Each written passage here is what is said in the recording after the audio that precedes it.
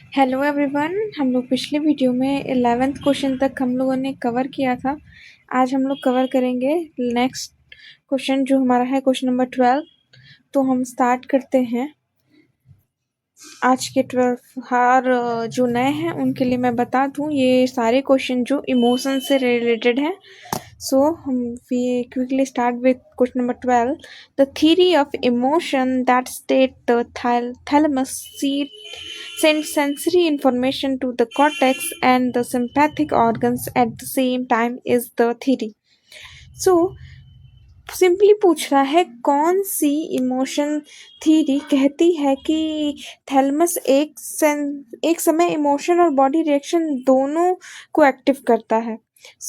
ये statement cannon board theory का है, जो कि एक्सप्लेन करता है कि इस थ्योरी के अकॉर्डिंग जब कोई इमोशनल स्टिमुलस आता है तो इमोशंस का एक्सपीरियंस और फिजियोलॉजिकल अराउजल दोनों साथ साथ होते हैं।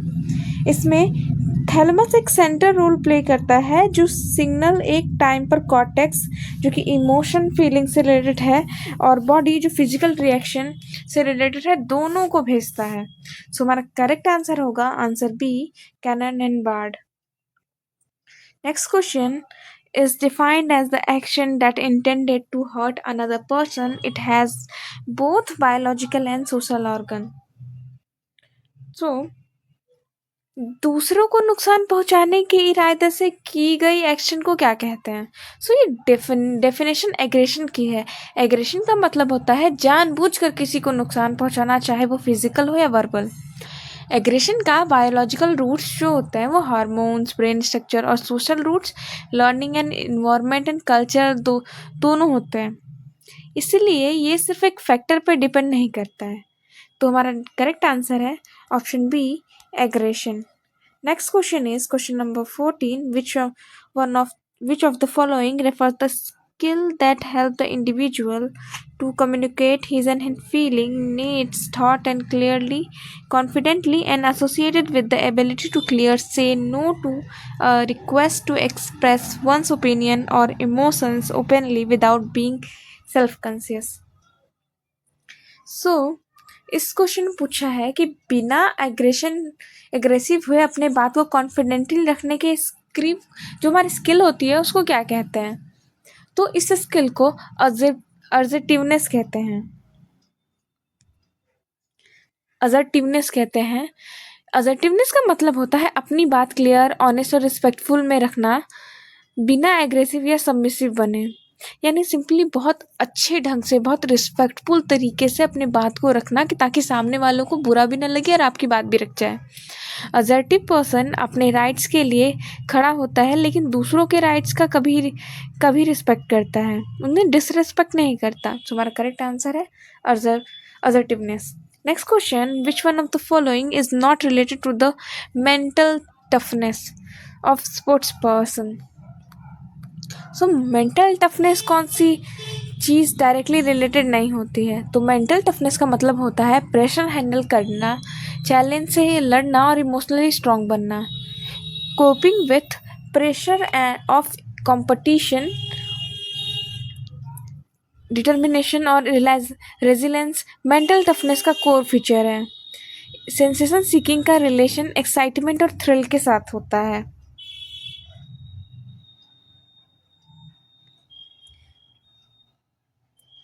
ये जो है हमारा थ्रिल से रिलेटेड है और यहाँ पूछा है नॉट। तो हमारा करेक्ट आंसर है B. Next question, in cross cultural research in which a culture display the rules were found comparatively more against expression of strong emotions. कौन सी कल्चर में स्ट्रॉन्ग इमोशंस का एक्सप्रेशन पे ज़्यादा कंट्रोल होता है? तो क्रॉस कल्चरल स्टडीज़ में पाया गया है कि जापानीज़ कल्चर में इमोशनल एक्सप्रेशन को कंट्रोल करना सोशली इनकरेज होता है। जापानीज़ सोसाइटी में हार्मनी और सोशल बैलेंस इंपॉर्टेंट माना जाता है, इसलिए स्ट्रॉन्ग इमोशंस को ओपनली एक्सप्रेस करना डिस्करेज किया जाता है। हमारा करेक्ट आंसर है option B, Japanese. Next question, how many emotions were identified as a basic emotion that are universal across cultures by Paul Ekman. So Paul Ekman के according universal basic emotion की कितनी संख्या होती है? सो Paul Ekman ने बताया कि कुछ emotion universally same facial experience के साथ एक्सप्रेस होते हैं, चाहे कल्चर कोई भी हो। तो उन्होंने 6 बेसिक, करेक्ट आंसर हमारा 6 बेसिक इमोशंस को आइडेंटिफाई किया, जिसमें हमारा फर्स्ट था हैप्पीनेस,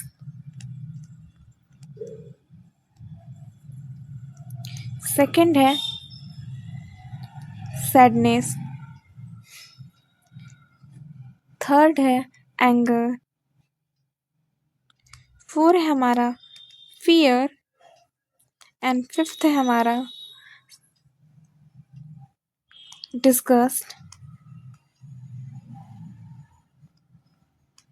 और 6th है हमारा surprise.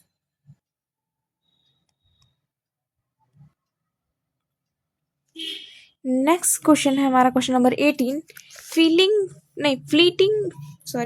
Fleeting facial expression lasting only few tenths of seconds after an emotion provoking event are known as। तो बहुत ही कम समय के लिए आने वाले फेशियल जो एक्सप्रेशंस होते हैं उन्हें क्या कहते हैं? तो ये माइक्रो एक्सप्रेशंस होते हैं।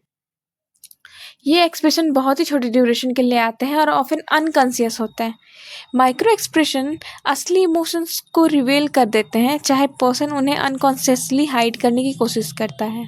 तो हमारा करेक्ट आंसर है option C is the right answer. अब हम मूव करते हैं हमारे नेक्स्ट क्वेश्चन की तरफ, question number 19। Which part of the nervous system called the center of emotion? Psychology और न्यूरोसाइंस में हाइपोथैलेमस को एक इमोशन का सेंटर माना जाता है, क्योंकि ये इमोशनल एक्सपीरियंस को फिजियोलॉजिकल रिस्पॉन्स से कनेक्ट करता है। जैसे फियर के टाइम हार्ट रेट बढ़ना, स्वेटिंग, या एंगर के टाइम पे बॉडी अराउजल, ये सब हाइपोथैलेमस के थ्रू रेगुलेट होता है। ये ऑटोमेटिक नर्वस सिस्टम और इंडोक्राइन सिस्टम दोनों को कंट्रोल करता है, इसलिए इमोशन में इसका रोल सेंटर होता है। सो हमारा क्वेश्चन था सिंपली इमोशंस का फिजियोलॉजिकल कंट्रोल का मेन सेंटर कौन सा है? तो हमारा करेक्ट आंसर है option D D is not right. हमारा करेक्ट आंसर है ऑप्शन ए हाइपोथैलेमस। तो आपको भी ये चीज़ें ध्यान देना है कि हम लोग टर्म्स में कंफ्यूज हो सकते हैं, तो हमें क्लियर याद रखना है और बहुत ध्यान से रिलैक्स होकर आंसर को मार्क कर। Emotion differ from the earlier theories due to emphasis on. तो स्कैंजर सिंगर थ्योरी का को 2 फैक्टर थ्योरी भी कहते हैं, और इसका जो मेन है वो फिजिकल अराउजल और कॉग्निटिव लेवलिंग से रिलेटेड है। तो हमारा करेक्ट आंसर होगा option C cognitive labelling and feedback. इसको मैंने और भी अच्छे से समझाया है प्रीवियस वीडियो में, स्कैंजर सिंगर थ्योरी के पर बात किया है। अगर आप लोगों ने उसे नहीं देखा है तो मस्ट वॉच। और अर्लिएस्ट जो थ्योरीज सिर्फ बॉडी रिएक्शन या इमोशंस फीलिंग पे फोकस करते हैं, लेकिन इस थ्योरी ने थिंकिंग और बॉडी दोनों को इक्वली इंपॉर्टेंट बताया है। सो हमारा करेक्ट आंसर ऑप्शन सी। अब हम मूव करते हैं हमारे next question number 21। Among of the following theories, which one states that emotion is a result of interpretation of causes of physiological arousal? कौन सी थ्योरी कहती है कि इमोशन बॉडी अराउजल का इंटरप्रिटेशन का रिजल्ट है? ये अभी हम लोगों ने बात किया, अभी जिस कॉग्निटिव लेवलिंग थ्योरी की, वो कुछ इस तरह थी। ये स्टेटमेंट डायरेक्टली कॉग्निटिव लेवलिंग की थ्योरी को रेफर करती है, जो स्कैंजर सिंगर के आइडिया का इससे रिलेटेड है। इस थ्योरी के अकॉर्डिंग सिर्फ फिजियोलॉजिकल अराउजल का होना काफ़ी नहीं होता, उस अराउजल का मीनिंग समझना होता है और लेबल करना इमोशन को डिफाइन करता है। सेम अराउजल को हम सिचुएशन के हिसाब से फियर, एक्साइटमेंट या एंगर कह सकते हैं। सो हमारा correct answer option C cognitive labelling theory. Next question है question number 22। Jack believes his neighbor is meshy and selfish. Jack notices even a small things like the time the neighbor's trash bin still on the sidewalk the day after trash pickup. He fails to notice his neighbor's well-kept yard and help he gives the elderly woman across the street. Jack's belief about his neighbor illustrate. So, तो ये classic example है conformation बायस का। जब हम पहले से बनी हुई बिलीफ को सपोर्ट करने वाली इंफॉर्मेशन पे ध्यान देते हैं और कॉन्ट्राडिक्टरी एविडेंस इग्नोर कर देते हैं तो इसे कन्फर्मेशन बायस कहते हैं। जैक पॉजिटिव बिहेवियर को इग्नोर कर रहा है और सिर्फ नेगेटिव चीज़ें नोटिस कर रहा है, यानी सिर्फ अपनी पहले से बनी हुई बिलीफ को सपोर्ट करने वाली इंफॉर्मेशन देखना हमारा कन्फर्मेशन बायस कहलाता है। तुम्हारा करेक्ट आंसर है ऑप्शन ए। अब हम लोग बात करेंगे मोटिवेशन एंड थ्योरी से रिलेटेड क्वेश्चन की। सो हम स्टार्ट करते हैं हमारा first question. An individual believes that he or she can perform some behavior or task successfully is called। अपनी एबिलिटी पर विश्वास की साइकोलॉजिकल टर्म क्या है? तो इसे हम बोलते हैं सेल्फ एफिकेसी। तो इस जो एल्बर्ट बेंड्यूरा ने दिया था, सेल्फ एफिकेसी का मतलब होता है अपनी कैपेबिलिटी पर विश्वास कि मैं ये काम कर सकता हूँ या कर सकती हूँ। हाई सेल्फ एफिकेसी वाले लोग चैलेंजेस से डरते नहीं और फेल्योर के बाद भी ट्राई करते रहते हैं। सो हमारा नेक्स्ट क्वेश्चन है means that the learner comes to anticipate the presence of a reward, and if the reward is absent or changed, behavior is disturbed। So means इस कॉन्सेप्ट में सिंपली एक पूछ रहा है इस क्वेश्चन में कि रिवॉर्ड की उम्मीद करने वाले बिहेवियर का डिपेंड करना किस टर्म से जाना जाता है। सो इस कॉन्सेप्ट को रिवॉर्ड एक्सपेक्टेंसी कहते हैं। जब लर्नर किसी बिहेवियर के साथ रिवॉर्ड एक्सपेक्ट करता है तो ये रिवॉर्ड ना मिलने पर उसका बिहेवियर डिस्टर्ब हो जाता है। ये लर्निंग थ्योरीज में मोटिवेशन और रेनफोर्समेंट का रोल एक्सप्लेन करता है। सो हमारा करेक्ट आंसर है option B, reward expectancy. Next question, the is likely to be extremely disruptive since the individual is both drawn to and repelled by the same situation at the same time। जब एक ही situation attractive भी हो और repulsive भी हो तो उस conflict को क्या कहते हैं? सो ये सिचुएशन अप्रोच अवॉइडेंस कॉन्फ्लिक्ट कहलाती है। Approach avoidance. इसमें एक ही गोल पॉजिटिव और नेगेटिव दोनों एस्पेक्ट होते हैं जो पर्सन को कंफ्यूज और इमोशनली स्ट्रेस करते हैं। Example, high paying job positive है पर टॉक्सिक वर्क इन्वायरमेंट ये नेगेटिव है। सो हमारा करेक्ट आंसर होगा option A, approach avoidance conflict. अब हम मूव करते हैं हमारे next question number 26। Which one is not a distinctive characteristic of burnout? Burnout के कोर सिम्टम्स कौन से हैं? बर्नआउट एक साइकोलॉजिकल सिंड्रोम है जो क्रोनिक वर्क स्ट्रेस की वजह से होता है। इसके 3 कोर सिम्टम्स होते हैं। फर्स्ट होते हैं फिजिकल एग्जॉशन, जिसे इमोशनल एग्जॉशन भी कहते हैं।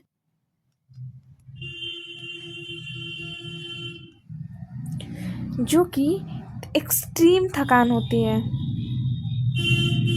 जो कि हमारे थकान से रिलेटेड होती है। सेकंड होता है डीपोलराइजेशन, जो लोगों से इमोशनल डिस्टेंस बना लेती है। और थर्ड होता है लो पर्सनल अकम्प्लिशमेंट, जो कि अपनी एबिलिटी पर डाउट करती है। इनपर्सनलाइजेशन बर्न का कैरेक्टरिस्टिक्स नहीं होता। सो इस क्वेश्चन के अकॉर्डिंग हमारा क्वेश्चन नंबर जो सी है is the correct answer. Next question number 27। Which of the following approach to study motivation state the behavior is determined by or thinking and attribution? Simple question पूछ रहा है कौन सा approach motivation को human thinking और interpretation से जोड़ता है। सो कॉग्निटिव अप्रोच के अकॉर्डिंग ह्यूमन बिहेवियर सिर्फ रिवॉर्ड या पनिशमेंट से नहीं बल्कि सोच, बिलीफ, एक्सपेक्टेशन और एट्रीब्यूशन से गाइड होता है। इस अप्रोच में का मोटिवेशन का मेन सोर्स होता है goal setting, self beliefs, interpretation of success and failure. इसलिए थिंकिंग प्रोसेस को मोटिवेशनल का सेंटर माना जाता है। तो हमारा करेक्ट आंसर है option A, cognitive approach. Next question, question number 28. I do it because I enjoy it. This statement refers to which of the following? काम को सिर्फ खुशी से और इंटरेस्ट के लिए करना कौन सी मोटिवेशन है? ये स्टेटमेंट इंट्रिंसिक मोटिवेशन को क्लियरली डिस्क्राइब करती है। इंट्रिंसिक मोटिवेशन का मतलब होता है जब कोई एक्टिविटी इंटरेस्ट, एंजॉयमेंट और इंटरनल सेटिस्फेक्शन के लिए की जाए, ना कि रिवॉर्ड या प्रेशर के लिए। For example, painting because it feels relaxing, not for money. यानी जो चीज़ें हम अच्छा लगता है वो कर रहे हैं। तो हमारा करेक्ट आंसर है हमारा intrinsic motivation. Next question, the belief in one's capacity to perform specific task is terms as. हम लोगों ने इसके पहले भी बात की है, तो इसका आप आंसर कमेंट में मुझे बताएंगे। ये एक रिपीटेड क्वेश्चन है, ये इम्पॉर्टेंट साइन भी बन जाता है। I will check in the comment, so must comment your answer. For some person, accomplishing difficult tasks and meeting high standards of excellence and extremely important. This refers to difficult goals को achieve करने और excellence pursue करने की drive को क्या कहते हैं? ये डिस्क्रिप्शन अचीवमेंट मोटिव्स को इंडिकेट करता है, जो मैकलेंड के मोटिवेशन थ्योरी का इम्पॉर्टेंट पार्ट है। अचीवमेंट लोग हाई स्टैंडर्ड सेट करते हैं, एक्सीलेंस परस्यू करते हैं, मॉडरेट रिस्क प्रेफर करते हैं। हम इन्हें भी नहीं भूलेंगे, क्योंकि हमारे क्वेश्चन में वाइस वर्सा थ्योरीज के नाम देकर भी पूछ सकता है। तुम्हारा करेक्ट आंसर है option B, achievement motive. Next question, according to which of the following theory motivation is a action designed to satisfy these needs? Biological needs से मोटिवेशन स्टार्ट होने वाली थ्योरी कौन सी है? दराइव थ्योरी के अकॉर्डिंग मोटिवेशन बायोलॉजिकली नीड से arise होती है, जैसे हंगर, थ्रस्ट, स्लीप एक्सेट्रा। जब बॉडी में इम्बैलेंस होता है तो एक ड्राइव क्रिएट होती है जो बिहेवियर को इनिशिएट करती है ताकि बैलेंस रिस्टोर हो सके। एग्जाम्पल, भूख लगने पर खाना ढूंढना। हमारा correct answer option D, drive theory. Next question, question number 32, classification of self on the basis of perceptually distinct attributes and behavior such as age, physical characteristics, sex, goodness and badness developing between 18 and 13 month is। 18 से 30 month के बीच बच्चा खुद को किस type के self रूप में पहचानता है? इस बीच बच्चे अपने को ऑब्जर्वेबल एंड फिजिकल एट्रीब्यूट्स के बेसिस पे पहचानना स्टार्ट करते हैं, जैसे जेंडर, साइज, एज या फिजिकल कैरेक्टरिस्टिक्स। जो स्टेजेस इस स्टेज पे चाइल्ड एब्स्ट्रैक्ट सेल्फ को नहीं समझता, बल्कि कॉन्क्रीट कैटेगरी यूज़ करता है। मैं लड़का हूँ, मैं छोटा हूँ। इस स्टेज को कैटेगोरिकल सेल्फ कहा जाता है, जो सेल्फ कॉन्सेप्ट डेवलपमेंट का इनिशियल फॉर्म है। हमारा करेक्ट आंसर है option C, categorical self. Next question, the theory that holds the self esteem serves the buffer protecting people from the terrifying thoughts about their own mortality is। कौन सी theory कहती है कि self esteem death anxiety से protect करती है? ये concept terror management theory, TMT से आता है। इस थ्योरी के अकॉर्डिंग इंसान अपनी मोर्टेलिटी डेथ अवेयरनेस से एंजाइटी फील करता है। सेल्फ स्टीम एक साइकोलॉजिकल बफर का काम करती है, जो डेथ रिलेटेड फियर को कंट्रोल करती है। कल्चरल वैल्यूज और सेल्फ वर्थ मेंटेन करना एंजाइटी कम करता है। सो हमारा करेक्ट आंसर है option C, time management theory. Next question, Abraham Maslow divide social motives into 4 specific groups including all of the following except यानी इसमें से कौन सा नहीं है। तो मैस्लो के सोशल मोटिव का हिस्सा कौन सा नहीं है? तो मैस्लो के अकॉर्डिंग सोशल मोटिव्स में लव, स्टीम, सेल्फ एक्चुअलाइजेशन जैसे मोटिव्स आते हैं, पर अवॉइडेंस मोटिवेशन का नेगेटिव फॉर्म है जहां इंडिविजुअल पेन या फेलियर से बचना चाहता है। तो हमारा क्वेश्चन था मैस्लो के सोशल मोटिव्स का हिस्सा कौन सा नहीं है, तो हमारा करेक्ट आंसर है option C, avoidance. Next, according to Herzberg which one of the following is a maintenance factor. तो हर्जबर्ग के 2 फैक्टर थ्योरी के according hygiene factor and hygiene factor dissatisfaction को प्रिवेंट करने पर मोटिवेशन इंक्रीज नहीं करते। Salary के हाइजीन फैक्टर है क्योंकि एक सैलरी कम होने पर डिससेटिस्फैक्शन होता है, पर सैलरी बढ़ने से लॉन्ग टर्म मोटिवेशन नहीं बढ़ता। हमारा क्वेश्चन था हर्जबर्ग के हाइजीन फैक्टर का एग्जाम्पल कौन सा है। हमारा करेक्ट आंसर है salary, option A is the right answer. Next question, according to Cattell are the basic unit of motivation. Raymond Cattell के अकॉर्डिंग अर्ज मोटिवेशन का बेसिक यूनिट होता है। अर्ज इनेट बायोलॉजिकल ड्राइव्स होते हैं जैसे hunger, sex, curiosity. ये behaviour को directly energise करते हैं और मोटिवेशन का कोर फॉर्म होता है।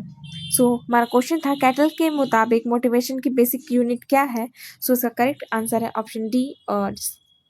Next question, the notion that human behavior is influenced by many cognitive factors as well as reinforcement and contingencies, and that human beings have impressive capacity to regulate their own action is propounded by। ये जो statement है वो social cognitive theory जो बेंड्यूरा की theory है वो describe करती है। इस थ्योरी के अकॉर्डिंग बिहेवियर, कॉग्निशन, एनवायरनमेंट और रेनफोर्समेंट तीनों से इन्फ्लुएंस होता है। इंसान अपने बिहेवियर को सेल्फ रेगुलेशन के थ्रू कंट्रोल कर सकता है। हमारा क्वेश्चन है कौन सी theory cognition, reinforcement plus self regulation को एम्फसाइज करती है। तो हमारा करेक्ट आंसर है सोशल कॉग्निटिव थ्योरी।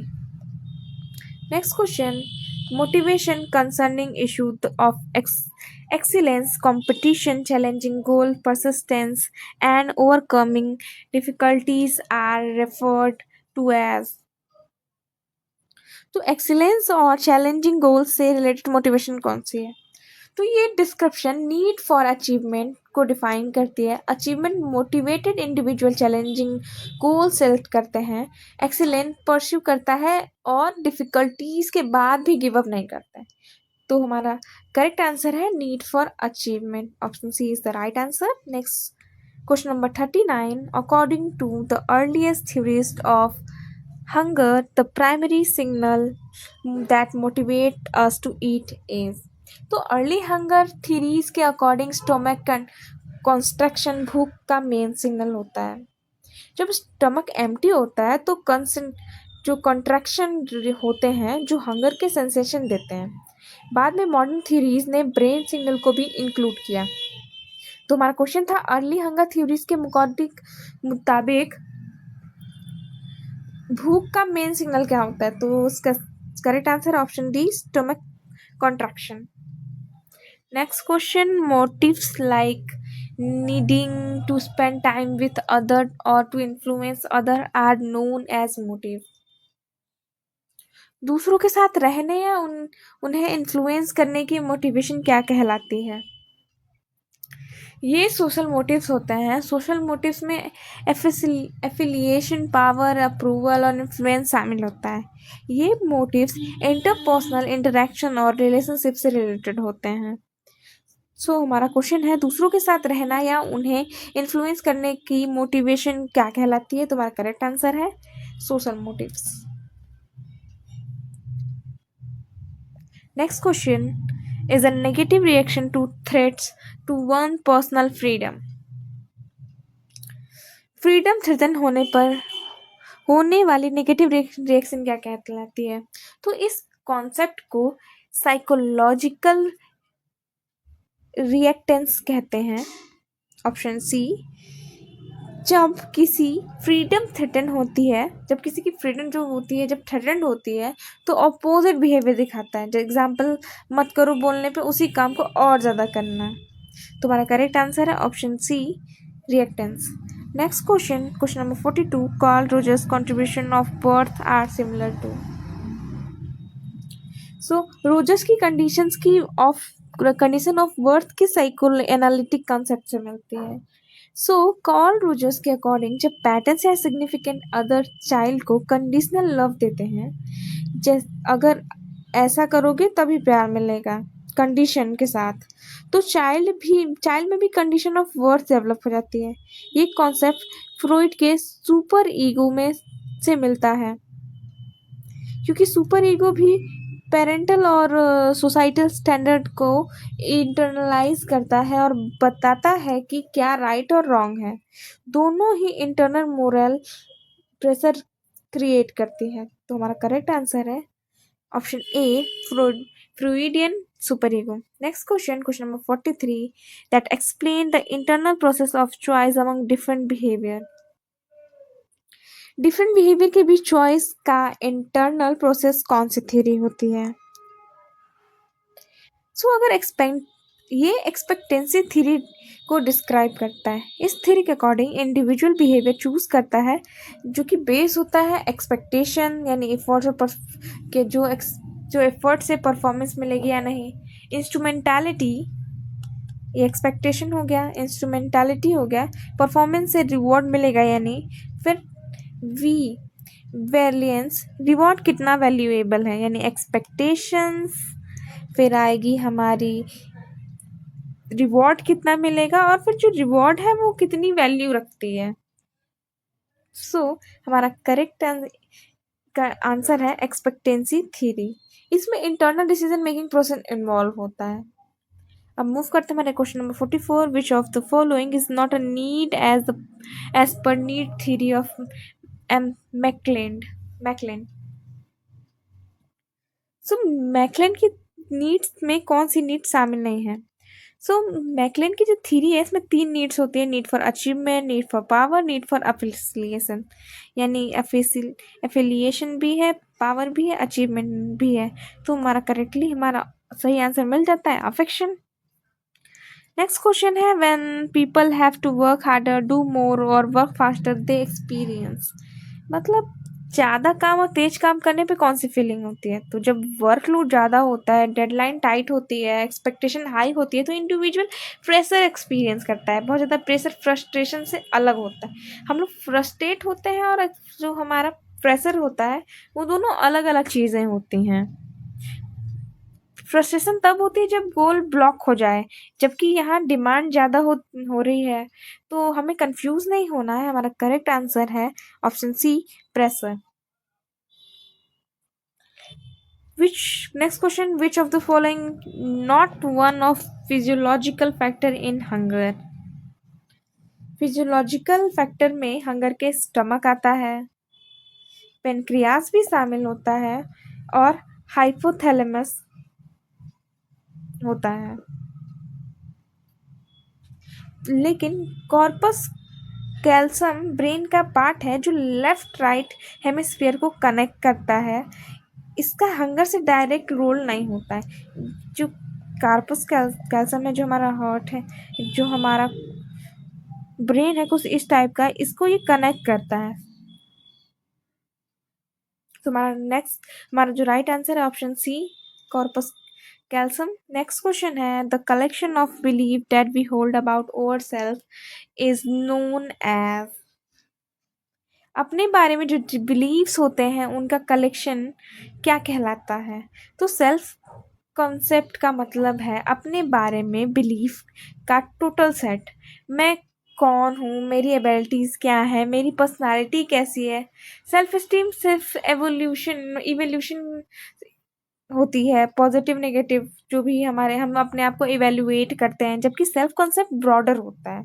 तो अपने बारे में बिलीव्स होते हैं, उनका कलेक्टिव जो होता है वो हमारा सेल्फ कॉन्सेप्ट है। Next question, Rogers believed that in order for people to become fully functioning, they must receive from the important people in their lives. Fully functional person बनने के लिए रोजर्स ने क्या जरूरी बताया? तो कार्ल रोजर्स ने humanistic theory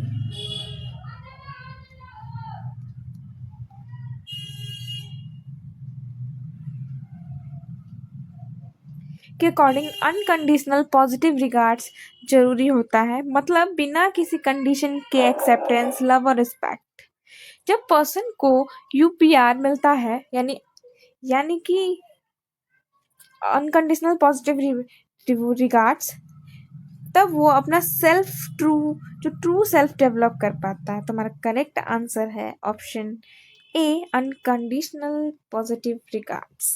next question, frustration is the result of. हम लोगों ने अभी भी बात किया कि कुछ ब्लॉक होता है तब फ्रस्ट्रेट होते हैं। तो हमारा नेक्स्ट करेक्ट आंसर है blocking of needs and motives. Frustration तब भी होती है जब नीड्स या मोटिव्स ब्लॉक हो जाती है। एग्जाम्पल, एग्जाम की तैयारी हो लेकिन पेपर कैंसिल हो जाए, तो गोल ब्लॉक होने पे की वजह से फ्रस्ट्रेशन हो जाती है हमें। आज के लिए last but not the least, Maslow's hierarchy needs includes all except which one of the following. तो हम लोगों ने मैस्लो की बात की थी थ्योरी की, जो नीड हायरार्की थ्योरी जिसमें 5 लेवल्स होते हैं। इसमें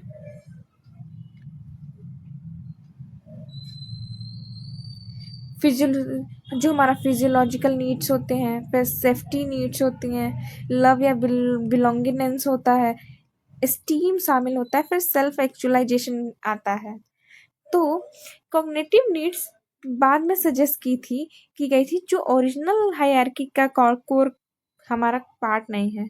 तो हमारा करेक्ट आंसर है option A, cognitive needs. Cognitive need जो है कि इसे बाद में वो किया गया था, और इस क्वेश्चन में एक्सेप्ट पूछा है। तो आज के वीडियो के लिए इतना ही। अब हम मूव करेंगे हमारे नेक्स्ट टॉपिक, जो कि नेक्स्ट वीडियो में आने वाला है।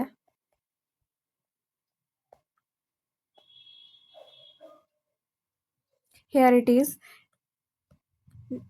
Unit 9, social psychology. जो हमारा सोशल साइकोलॉजी से रिलेटेड हम लोग करने वाले हैं नेक्स्ट वीडियो में। और आज के लिए बस इतना ही। अगर आज का सेशन आपको थोड़ा भी कॉन्फिडेंट फील कर पाया तो समझ लीजिए आप राइट ट्रैक पे हो। CUT PG एक मैराथन है और कंसिस्टेंसी ही आपको सबसे बड़ा वेपन है। इस PYQ सीरीज के साथ जुड़े रहिए और कॉन्सेप्ट को रिवाइज करते रहिए और अपने प्रिपरेशन पे ट्रस्ट रखिए। वीडियो को लाइक कीजिए, चैनल को सब्सक्राइब कीजिए और नेक्स्ट सेशन के लिए मेंटली रेडी रहिए, क्योंकि हम यहाँ सिर्फ पढ़ते नहीं, ग्रो भी करते हैं। मिलते हैं नेक्स्ट वीडियो में तो साइकोलॉजी कैटलिस्ट के साथ। Thank you.